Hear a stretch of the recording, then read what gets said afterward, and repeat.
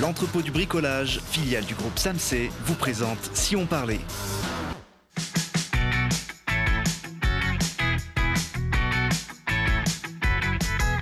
Allez, bonjour à tous, bienvenue dans Si on parlait. Si vous êtes des fidèles de ce programme, vous avez dû voir passer cette semaine quelques best-of. Alors le best-of, c'est mon plan B. Quand malheureusement, je ne peux pas être tous les jours de service. Il y a une petite grippe qui est passée par là, mais ça va mieux. Mais quand même, pour reprendre, on va dire, en douceur, je me suis fait épauler.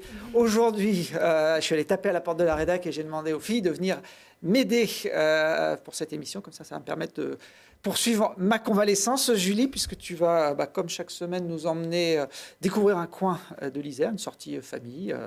Exactement. Pas de sport. Pas de sport. Cette semaine. Ça va bien. Oui, Mon médecin m'a dit pas de sport non plus pendant quelques jours.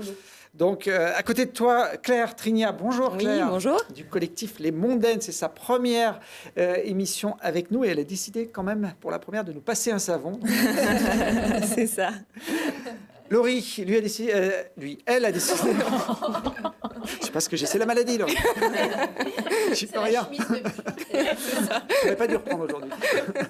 Toi, tu as décidé de nous faire rire aujourd'hui. Oui, voilà. Ça, c'est ça. On verra. C'est ça. On verra ça. Voilà. Nous en dis pas plus. On garde le suspense tout à l'heure. Et puis Charlotte qui retrouve sa place aujourd'hui de première de la classe. Et ouais, je recommence avec la revue. Je t'avais mis au fond la semaine dernière. Exactement. Mais là, tu reviens au premier rang puisqu'on va démarrer effectivement avec toi. Et la revue de presse, ces médias nationaux qui parlent de notre territoire. Exactement. Et je voulais commencer cette revue de presse avec un duo que l'on connaît très bien chez Télé Grenoble puisqu'il s'agit de Nelson Montfort et de Philippe Candeloro. Donc vous n'êtes pas sans savoir qu'il y a 2 semaines, c'était les internationaux de France de patin qui avaient lieu à Pôle Sud. Alors au moment où tous les spectateurs et téléspectateurs avaient les yeux rivés sur le couple star français Gabriela Papadakis et Guillaume Cizeron, ils ont entendu ça. Vous le disiez, Philippe, tout à l'heure, et ça va faire plaisir aux organisateurs, parmi lesquels notre ami Gérard Balthazar, roi mage de cette... oui, ça va être un peu facile. Roi mage de cette compétition. Excellent. D'autant que les fêtes approchent. Gabriela et Guillaume. Alors oui, qu'on aime ou qu'on n'aime pas la blague, nous en tout cas la rédaction, on a beaucoup ri sur cette blague de notre président. Il y a eu un petit blanc quand même. Oui, il y a un petit blanc. Genre, je la fais ou je la fais pas. Exactement. On peut préciser que Gérard Balthazar, c'est le patron de Télé Grenoble. C'est le seul qu'on ne voit pas à l'antenne, mais il est très présent et visiblement, il connaît bien. Maintenant, les téléspectateurs. Et Philippe Candeloro, oui. Exactement. Bon, Philippe Candeloro, d'ailleurs, qui est ce week-end encore sur la patinoire Pôle Sud, mais pas pour commenter, pour patiner. Voilà, c'est lui qui propose le spectacle de Noël à Pôle Sud cette année. Et alors Thibault, la semaine dernière aussi, il y a quelques semaines, tu nous apprenais un petit scoop que Jean-Pierre Pernaut, il aimait bien notre région parce qu'il venait souvent. Devine quoi, j'en parle encore cette semaine dans ma revue de presse parce qu'ils ont fait un reportage sur une tradition iséroise qui date du Moyen-Âge. Ils sont allés voir un gantier et c'est le dernier gantier de Grenoble. Grenoble, ancienne capitale du Gant, et son seul et unique héritier. C'est plutôt triste d'être le dernier, mais disons que je fais tout ce qu'il faut pour ne pas être le dernier. Le rêve de cet artisan, ouvrir une école de gantier. Si on fait rien, si on ne m'aide pas, dans quelques années, le métier aura disparu de France. Pour de ses 5 doigts, écrire une nouvelle page de l'histoire du Gant grenoblois. Et alors, toujours à la télé, et Grenoble et son musée, mais cette fois-ci, c'était sur France 5 avec l'émission Entrée libre qui est présentée par Claire Chazal.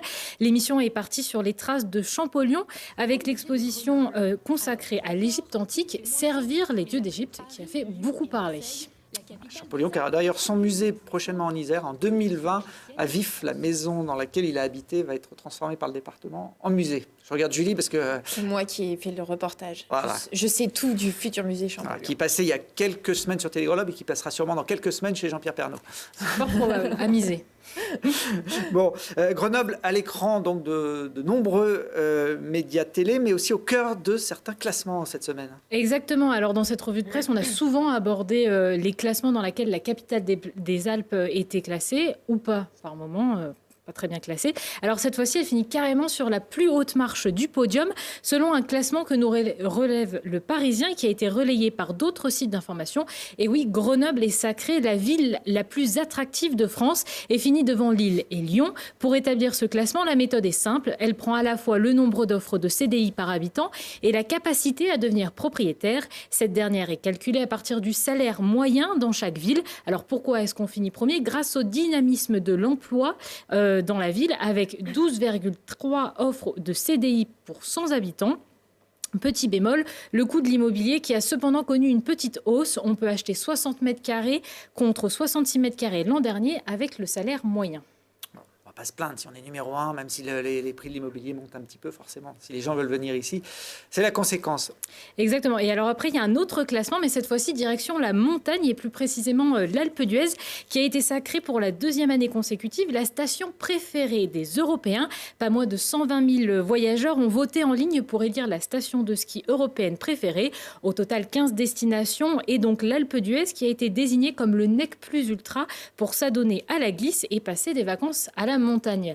Ma transition est donc toute trouvée pour la dernière vidéo de cette revue de presse puisqu'on reste à l'Alpe d'Huez, mais cette fois-ci direction YouTube avec on va parler des 21 les 21 lacets de l'Alpe d'Huez, mais pas avec des cyclistes, mais avec des pilotes et pas n'importe qui puisqu'il s'agit du nonuple champion du monde de rallye qui n'est autre que Sébastien Loeb, accompagné par Kevin Hansen, le plus jeune pilote engagé en championnat du monde WRX à seulement 20 ans. Alors réalisée par Red Bull, cette vidéo a des allures de Fast and Furious. Elle a dû faire palier d'envie les amateurs de cyclisme, mais aussi ceux de mécanique. Et oui, ces voitures n'ont autre que 600 chevaux sous le capot. Rien que ça, pour plaisir, on vous laisse écouter ronronner ces moteurs.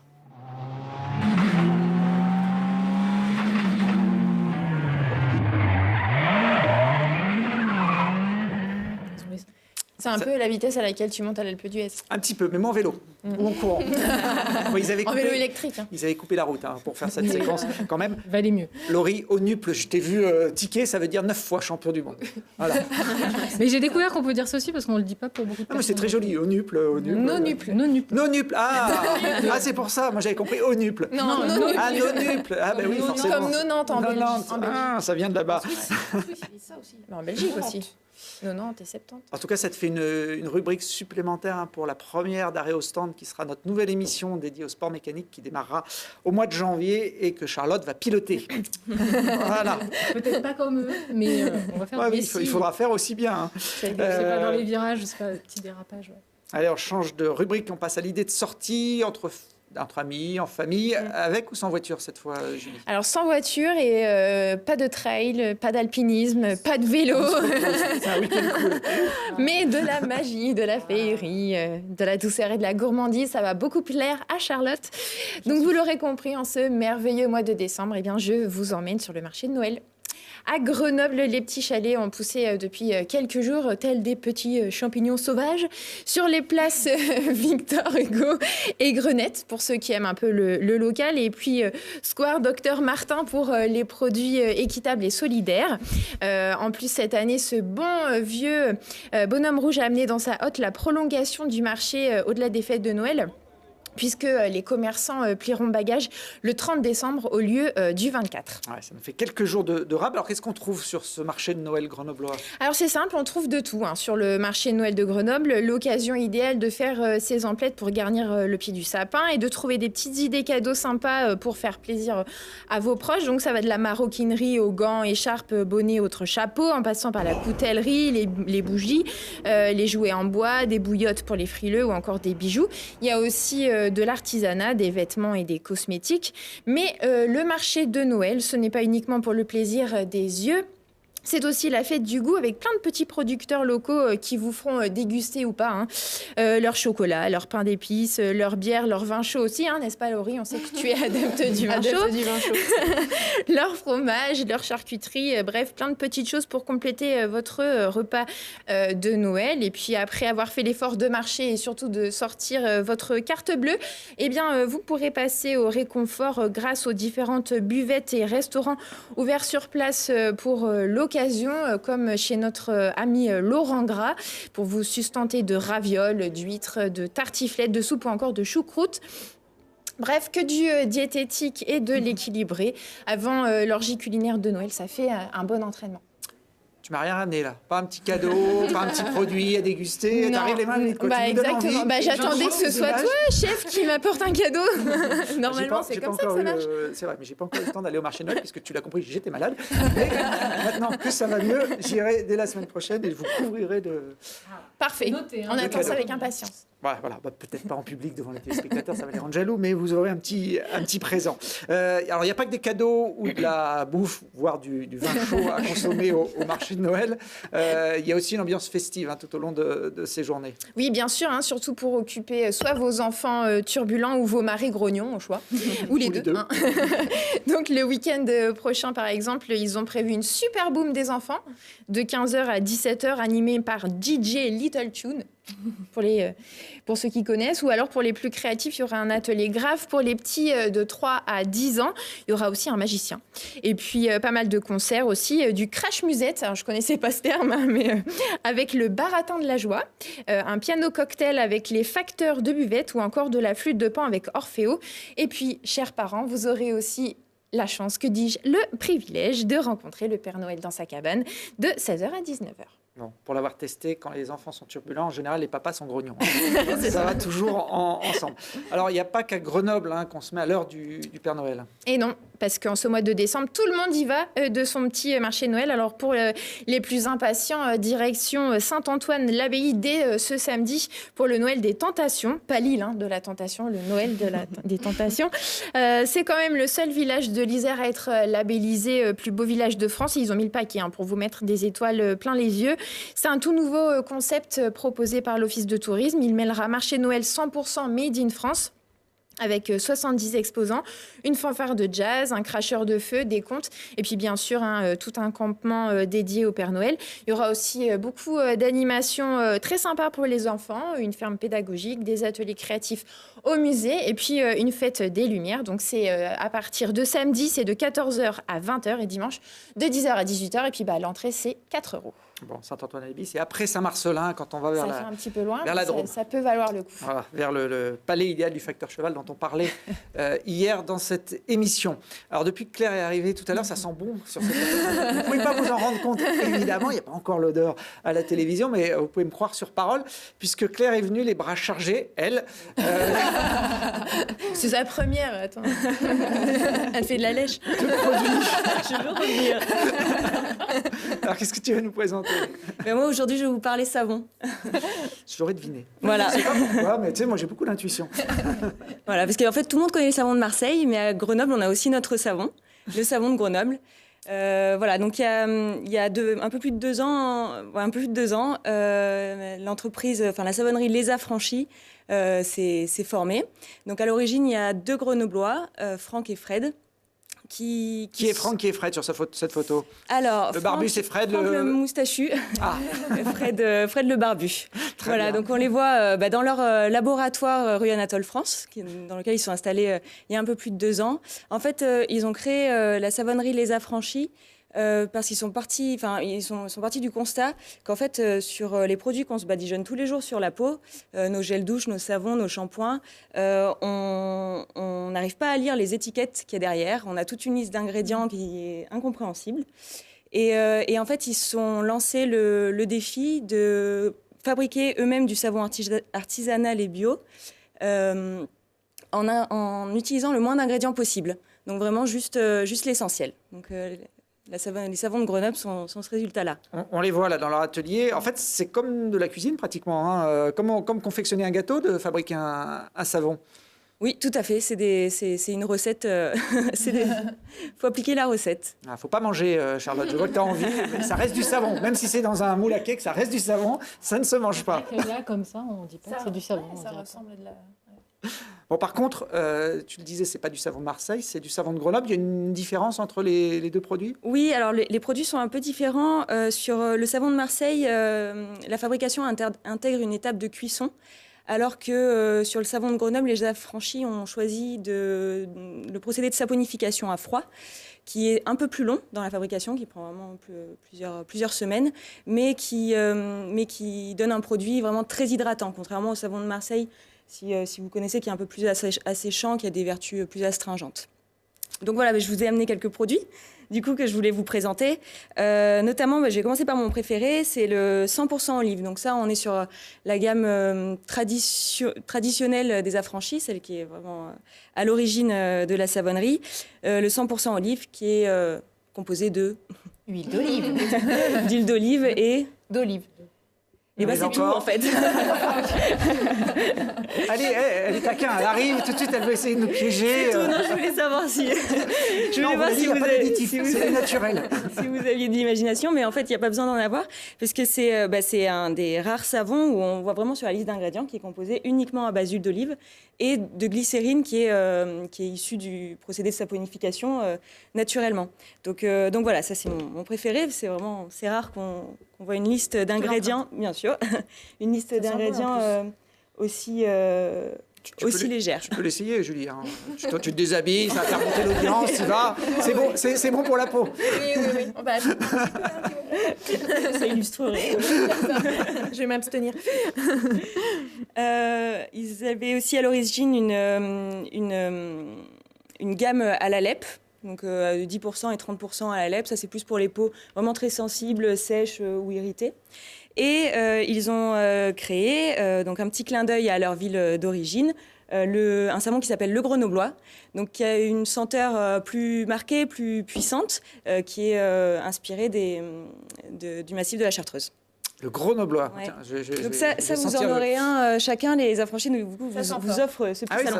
Lui, il est plus puissant, oui. Ouais, ça sent bien le Grenoblois, là. Le montagnard Grenoblois. J'en ai un à la maison. Ah oui, c'est ça. Oui, c'est sûr qu'il y a une senteur la plus marquée. Alors, et donc ça, vous en aurez un chez vous, vous pourrez le tester. On pourra le tester. Bon, on va voir si effectivement notre peau rajeunit avec ça. C'est des produits artisanaux qu'on peut trouver où Oui, alors on peut. Je voulais juste vous présenter une dernière gamme, mais j'enchaîne après liquide, sur non, mais vas-y. on peut les trouver. Il y a une dernière gamme donc qui est toute récente. C'est des savons douche. Donc comme du gel douche, mais vraiment à base de savon. Et je voulais vous le montrer parce qu'en fait, on retrouve leur cheval de bataille sur le devant de l'étiquette. Ils essaient toujours de mettre en avant les ingrédients. Et là, en fait, l'étiquette sur le devant note chez nous, les ingrédients, c'est devant. Et effectivement, on retrouve la liste très succincte des ingrédients. Et c'est assez rare. Voilà, je voulais vous le montrer. Et puis, au cas où vous ne l'auriez pas compris, c'est donc fabriqué Bien sûr. à Grenoble. Voilà, pas à Échirol, pas à Saint-Martin-d'Air, à Grenoble. Donc, on peut les trouver où Tu me demandais où est-ce qu'on peut les trouver. Donc, sur leur site internet, sur lequel on peut acheter en ligne, www.les-affranchis.bio.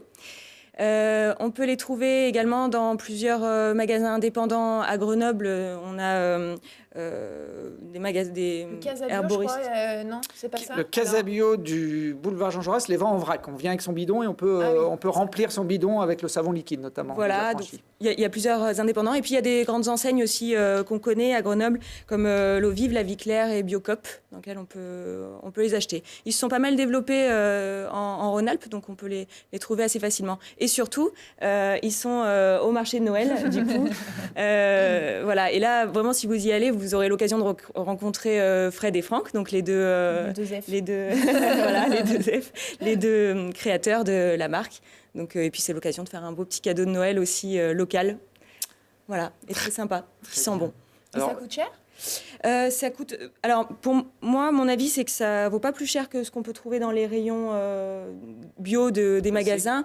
Un savon comme ça, c'est 3,50 €. On est là en liquide sur 7,50 €. Et puis on a un petit format aussi voyage comme ça à 4 €. Voilà, c'est vraiment. Puis c'est des produits qu'on connaît, voilà, c'est vraiment des produits de qualité. C'est des bons tarifs et pour moi pour faire des cadeaux. Ça me va très bien. Moins de 10 €, j'achète. Bon, comme on est à la télévision, je ne résiste pas, les filles, à vous montrer la première pub justement télé des affranchis. Regardez ce que ça donne. J'ai fait un rêve, que chaque peau ait son savon doux et nettoyant à la fois. J'ai fait un rêve, que chaque savon soit bon à notre santé et à l'environnement. J'ai fait un rêve, que chaque homme, chaque femme, chaque enfant puisse réaliser ses rêves et être heureux, apporter du bonheur aux autres. J'ai fait un rêve. les affranchis, sains et simples, même nus. Voilà, puis pour ceux qui n'ont pas eu le temps de noter le site tout à l'heure, il s'est affiché en matière de pub pour des shampoings ou des savons. J'avais autre chose en magasin. Je regarde Laurie parce que normalement, tu devrais le reconnaître. Regardez.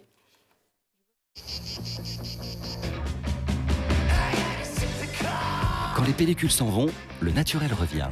Grâce aux 4 huiles essentielles du nouveau shampoing antipelliculaire Le Petit Marseillais, redécouvrez vos cheveux. Shampoing antipelliculaire Le Petit Marseillais. Alors, tout à l'heure, on parlait du savon de Marseille, on rigole. Claire n'a pas forcément identifié le personnage parce que il avait quelques années de moins, mais c'est Christian, alias Eric, qui a travaillé à Télé Grenoble pendant plusieurs années. On le voit là dans sa célèbre rubrique sur les transports en commun de l'agglomération. Il travaillait avec Laurie.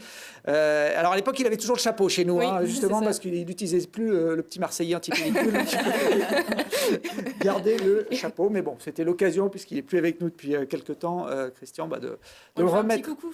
Bien sûr, un gros même. Un gros coucou. Maintenant.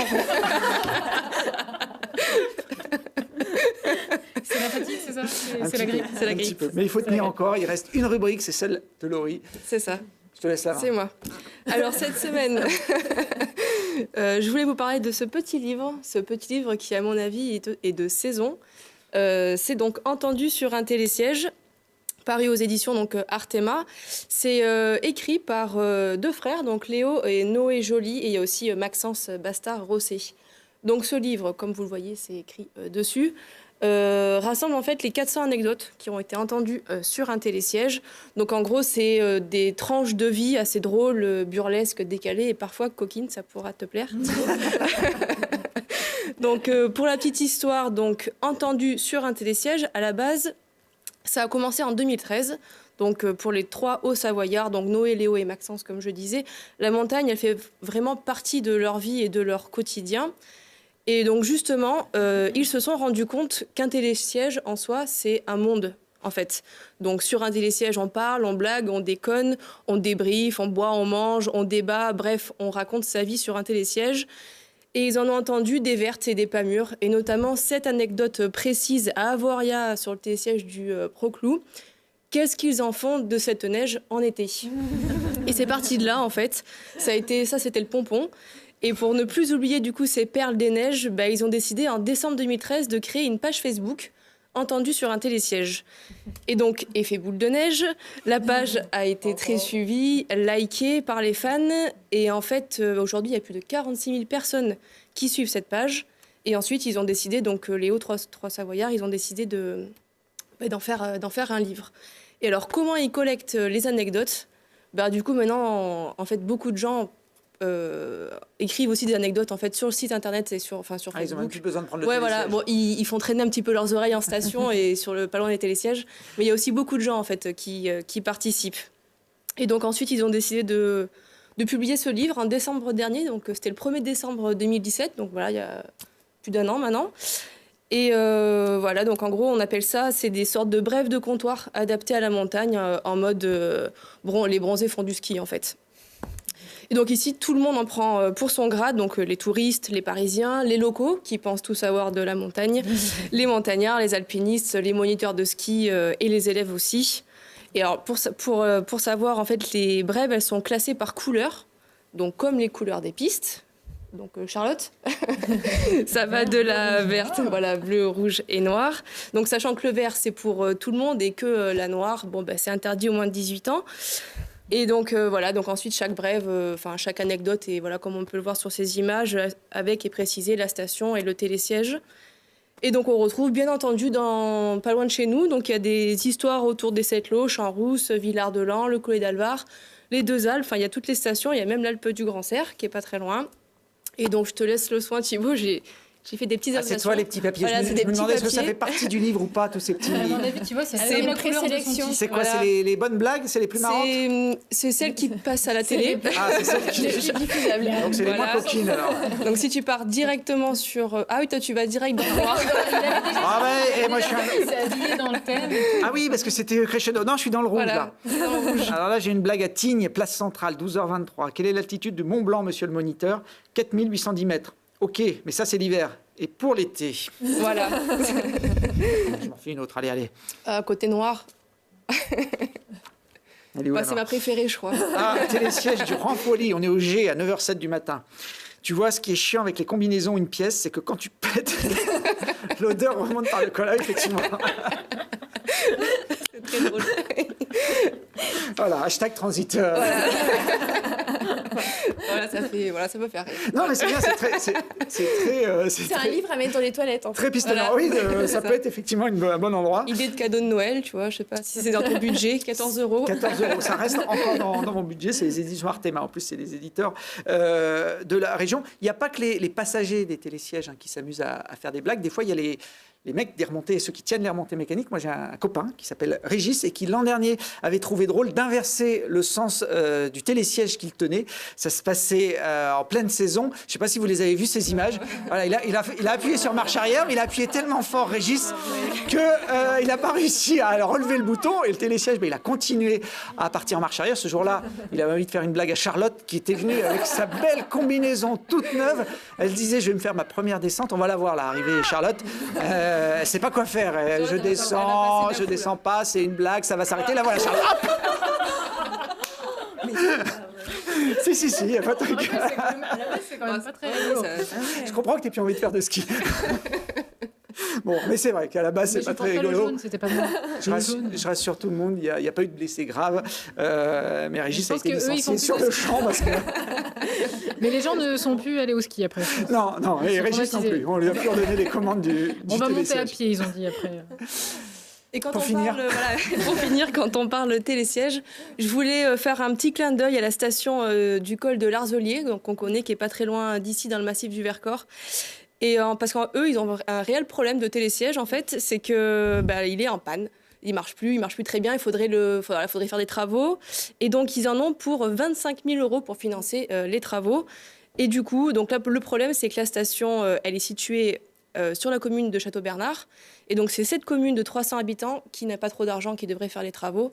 Et du coup, ils ont fait une demande de don, en fait, sur une plateforme. Et là, ils sont à 22 800 € et il leur faut 25 000 € et il reste encore une bonne 10-15 de jours. 2200. Je sais pas, t'as calculé 2200, on est 5, ça va faire à peu près du 450 par personne. Donc on croise les doigts que voilà.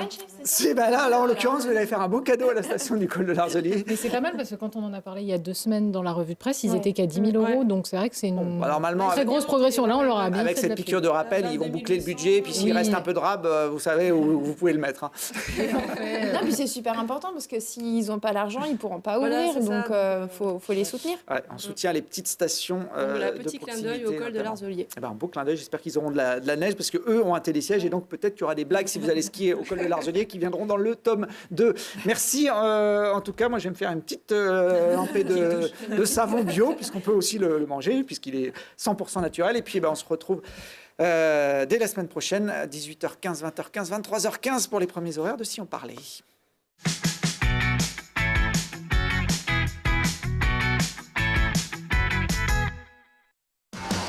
L'entrepôt du bricolage, filiale du groupe Samsé, vous a présenté Si on parlait.